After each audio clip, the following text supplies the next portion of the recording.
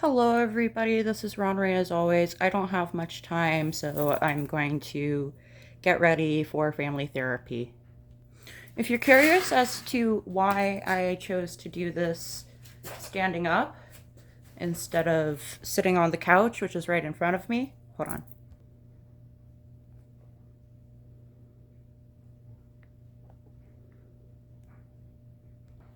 So the couch is available and all that. It's just that I have sciatica. And you would think, oh, then sit down, you fucking stupid gay. But if you are at rest for too long, it actually can trigger sciatica. So I think that me sitting around too much lately, because I've been doing fewer chores lately, I've been trying my best to get my sleep cycle better, more regular, and that's been getting in the way of doing chores, and I've been really low energy lately. But anyway, I think I sat so much that I developed mild sciatica, and I'm hoping that by doing this standing, I will be able to correct it. So I'm doing makeup differently today, on purpose. I am starting with lips and working backwards for two reasons. One, I have limited time and I know I like to yap during these and get distracted from doing my makeup. So I will be focusing on lips, then I will do cheeks, and if we have time, I might do my eyes. I might leave my eyes blank, however, because two, I am about to do family therapy and it's a big one.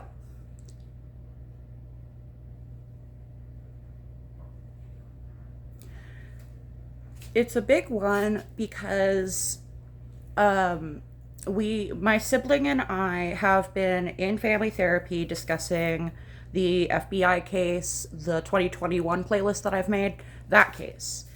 And I have to tell them what the charges are so that we're on the same page in time for vacation. Because I don't when I go on vacation, my family's going to ask me, "So, what have you been doing this year?" And I have to tell them, "Well, I've been working on multiple FBI cases." Three, four. Yeah, four. If you count the one that is about to expire as me working on a case, when in reality I am working on getting a law passed in North Carolina. I do not live on I don't live in North Carolina. It's called Virginia's law. Not named after the state of Virginia in which I live, but rather after Virginia Guffrey.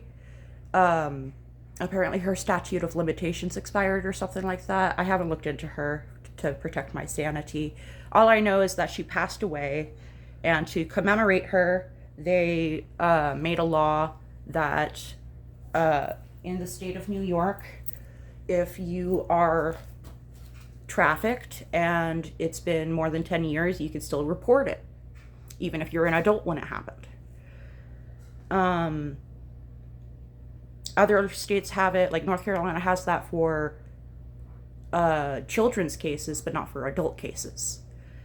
The only childhood trafficking that I faced, I don't want to report because, as far as I'm aware, I would have to incriminate myself in order to do so. It's complicated. But anyway, the four cases I'm working on are the Epstein cult, the cult of Tsars Goetia. They committed financial sex trafficking against me, and my sibling knows about that. So they already know about some serious stuff. Then that happened in North Carolina. They brainwashed me in Virginia and then sex trafficked me in North Carolina. After that, after the cult, after I escaped, I bounced around and I ended up trafficked in Buffalo, New York by a nanny scam. My sibling knows about that. My aunt helped me escape it, so of course my aunt knows about it. My family has been let in on the fact that the situation I was in when I was 19, I had no idea they didn't know I was in a cult at all. So I let them know that, and then I was like, so now that you're up to speed on that, the cult in question is the one in the Epstein files. So my family, besides, like, I don't think I've told my cousin one-on-one, but we can catch her up to speed at Turtle Island. But anyway, the one in Texas, I have not told them is trafficking. They know I have a case going, but they don't know it's a trafficking case. So I am going to use today's family therapy appointment to tell them the 4 charges that I am seeking to press and open the floor to them to ask as many questions as they want. And that's scary, but I'm willing to do it because, you know, if I can open up to y'all, I can open up to my sibling. Of course I can. They're who I trust more than anybody else in the world. I think what's scary about it is with YouTube, I have to focus on not saying too much. But in a family therapy session, I have also been being kind of coy about it in order to not trigger my sibling, who is doing fertility treatments in hopes of implanting an embryo, or not an embryo. Yeah, an embryo. All right? Anyway, she's trying to make a baby using science. And it requires her to take drugs that stimulate her ovaries to produce eggs. And these drugs wreak havoc on your emotions. On your hormones, which wreak havoc on your emotions. It's kind of like being postpartum. So I'm very, very being gentle on my sibling who is going through this. And I don't want to keep them in the dark, however, so that's what this appointment is going to be about, is letting them know, hey, if you have any questions, ask away. Let's get them out of let's get them cleared up so that if anybody at Turtle wants to ask something in earshot of you, you don't get any nasty surprises, because you're the one I want to inform first. You being my sibling. So I think that's what's scary, is that I'm going to open the floor to a direct one-on-one person to ask questions. And of course my therapist can ask questions as well.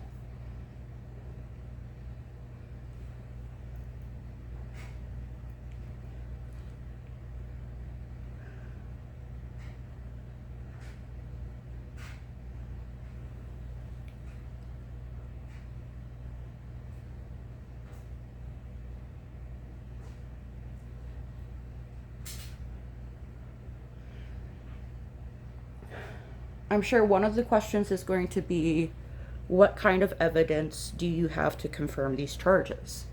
I guess I'll label this get ready with me as graphic, and I'll just be out in the open about it.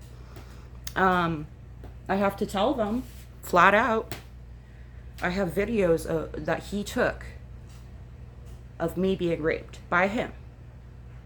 I have a myriad of videos of him raping me. Most of them he was holding the phone and filming. And I make that distinction because they might throw it out if I'm the one filming. You know, just not believe me. But if he's the one filming, that looks different, you know? But I have enough videos of him raping me, and I have at least 2 videos he was trying to use to blackmail me, one interpersonally and one legally. And I'm sure he had numerous more that were not on my phone. Unfortunately, the blackmail video in particular I was worried about, the legal one, is no longer valid as blackmail as of September 2025, last year. Because the state of Texas made it so that if you are a trafficking victim, you can come forward and say, I committed a crime because my trafficker forced me to. And that's what happened to me, is he filmed me doing a crime he forced me to do so that he could blackmail me. And it almost worked. I almost went to prison. Thankfully, I didn't. But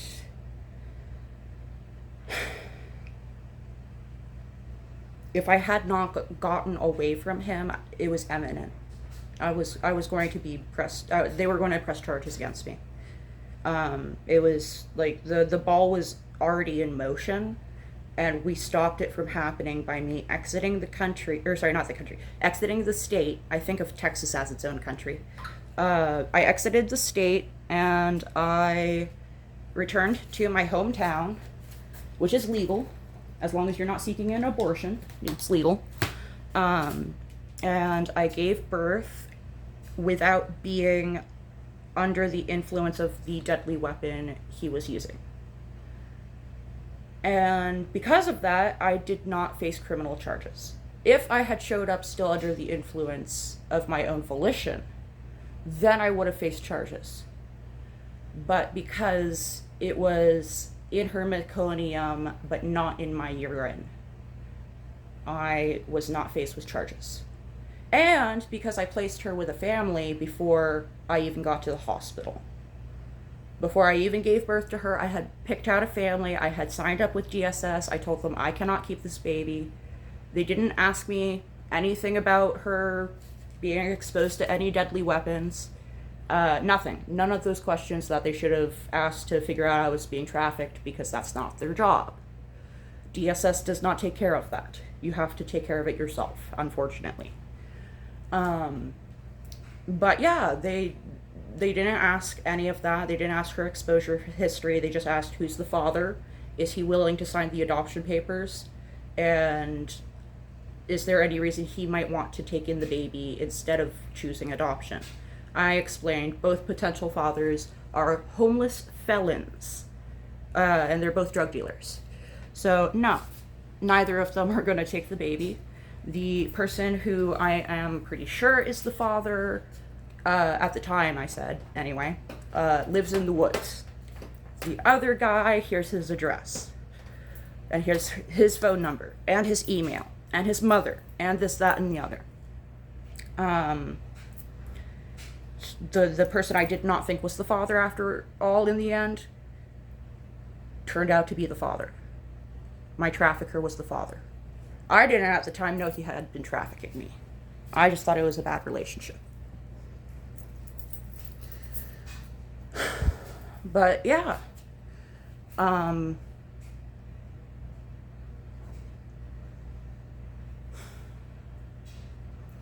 Because he used a deadly weapon, most likely in the hopes to abort the baby, I'm going to be seeking charges of attempted murder and crimes against the unborn for the child. On top of that, continuous trafficking of persons and wire fraud for me. So those are the 4 charges, and they're going to want to know. So where do these charges come from? What's the evidence that you have that makes you think these are the charges? You know, that's the bare minimum question that the normal mind would come up with, you know? I have, in a private text message, let my sibling know they can ask questions if they want, but I've never really given them, like, a time and a date, you know?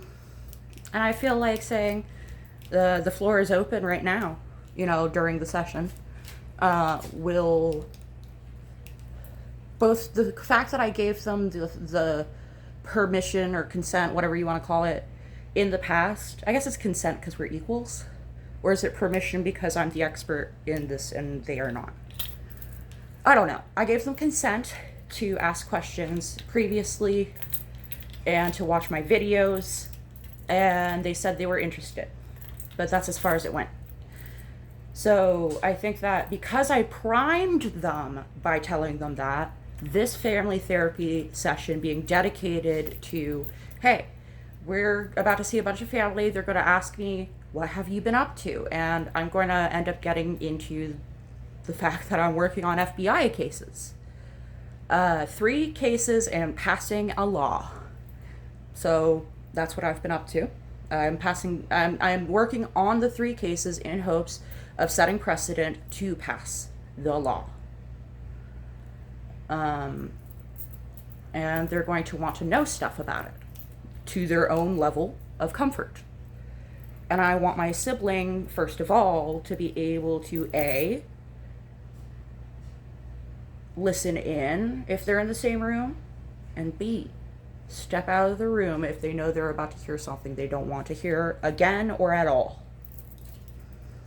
So I feel like it's important to do both of those things in the one family therapy session by just, you know, touching base is what I called it. So that was the Rare Beauty. This is Milani. And this is Sushi Glow. I called it Bloodline at one point. It is not Bloodline. It is Bloody Tint. This is the shade Sparkly Killer Bunny, as always. I also own Hypoxia and Aurora, which is purple. Hypoxia is blue. This is Pink Panna Cotta. It is a pale person dupe for how the Buttermelt blush in the Candy Pink works on darker, deeper skin. So Pink Panna Cotta if you're pale, and Buttermelt blush from NYX if you are deeper skinned, which I am jealous of, by the way. I know, it comes with a lot of hassle.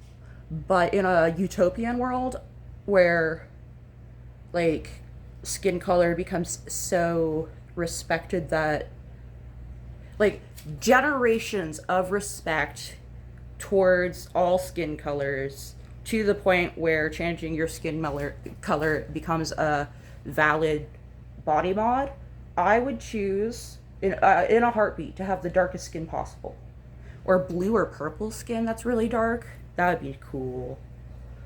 But we don't live in a utopian world of aesthetically choosing whatever is pleasing to us. We are born with what we are born with. I am learning to appreciate my pale skin. I got paler because of becoming a hijabi, and I kind of felt bad because, you know, I grew up in classic WASP culture where tanning was seen as a sign of beauty and health and leisure and all that kind of stuff. I didn't put any, okay. Where's the setting spray?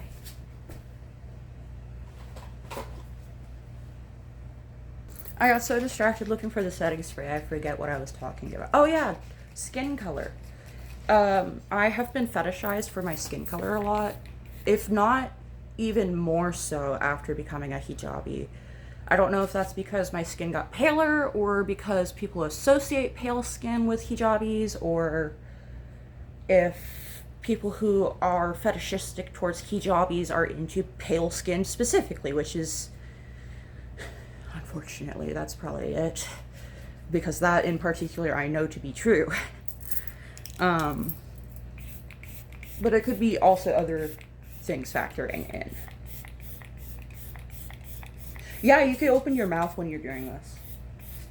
The hard candy atomizer creates such a fine mist that your breath blowing out, what do you call it? Creates positive pressure. If you don't know what that means, Google it. I'm sure the AI can help you. But I'm trying to learn to appreciate my pale skin as not something that looks... The way I see it is my complexion would ultimately...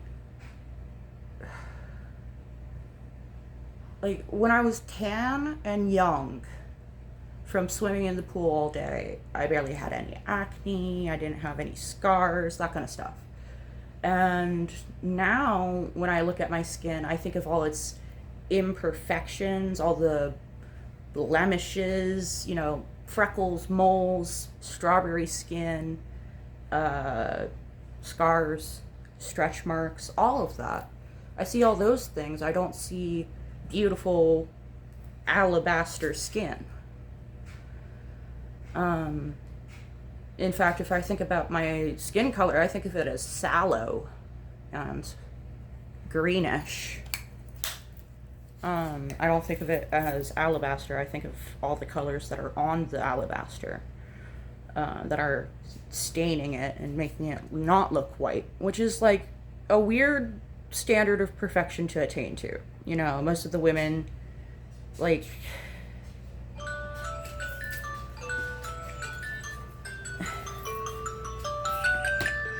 okay, I gotta decide if I'm doing eyes or not. Yeah, I look a little barren without them.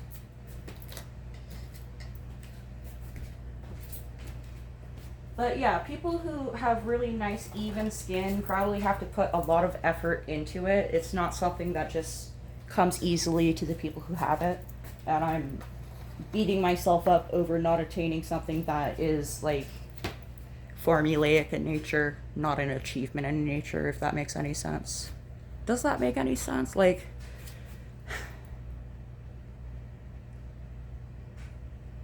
it would be like if you beat yourself up for not knowing how to swim when nobody taught you.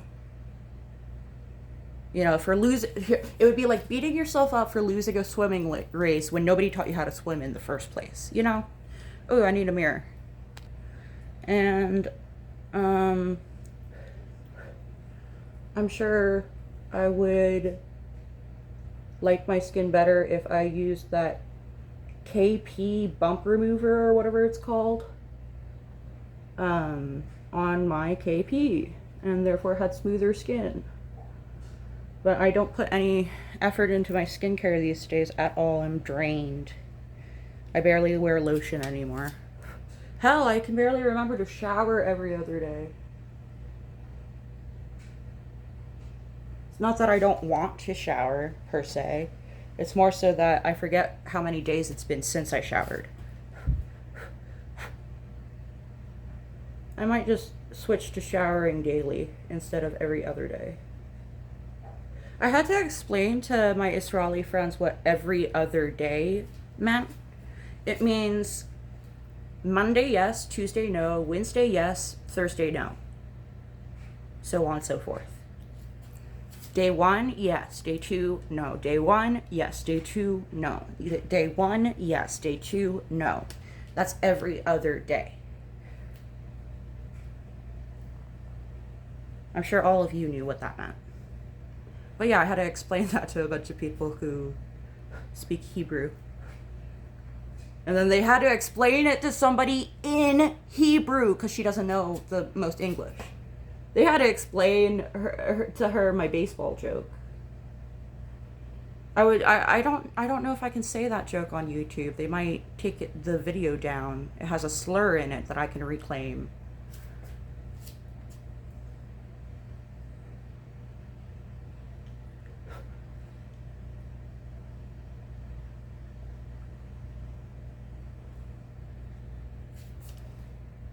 Oh yeah, that looks great. I'm checking in the camera occasionally because this is a video appointment. Okay, that's enough eyeshadow. Let's get the mascara. So yeah, I will try to upload this before family therapy, but if I don't get to it, I am sorry. However, if not tonight in my Get Unready with me, then definitely in the next Get Ready with me, I will definitely catch y'all up on how it went. Or who knows, I might make a vlog about how I feel about it immediately after.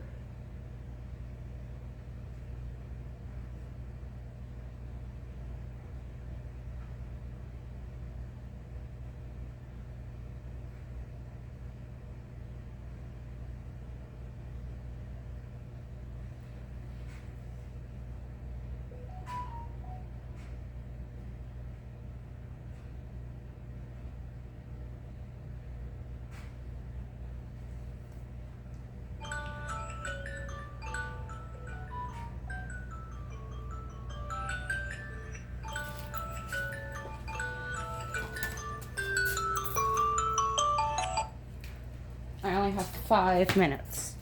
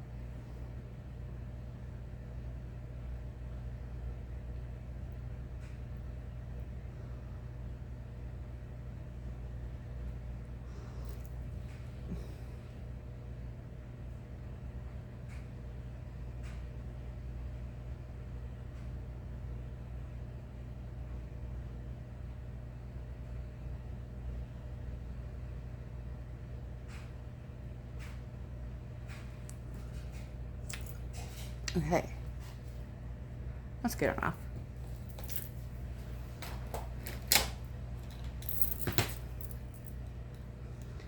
Now, the lips. We've got the NYX Smooth Whip Matte Lip Cream in the shade Pom Pom.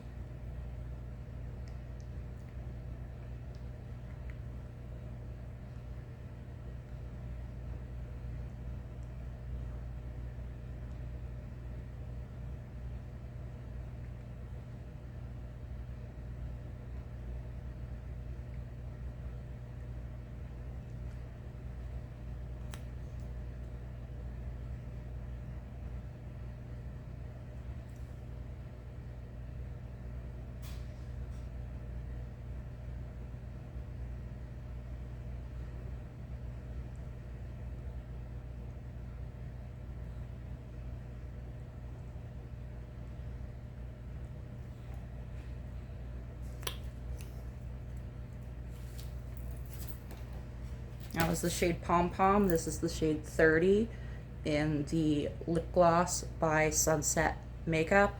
They advertise their black lip gloss all the time, but never the other shades. This is 30.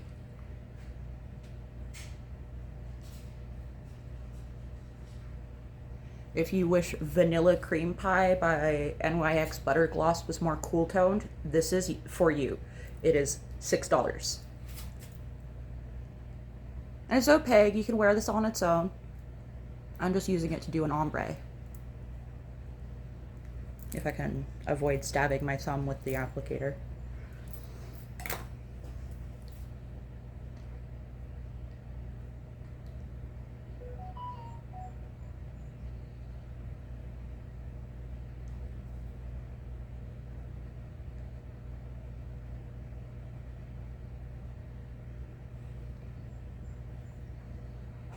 Okay.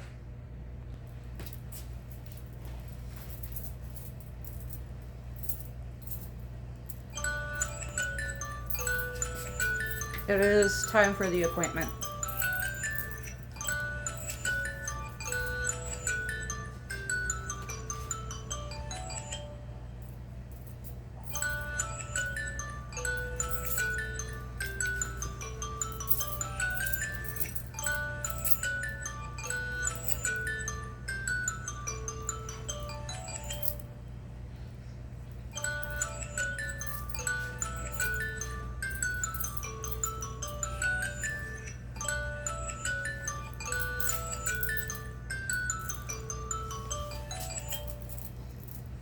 Alright, I will see y'all in the next one.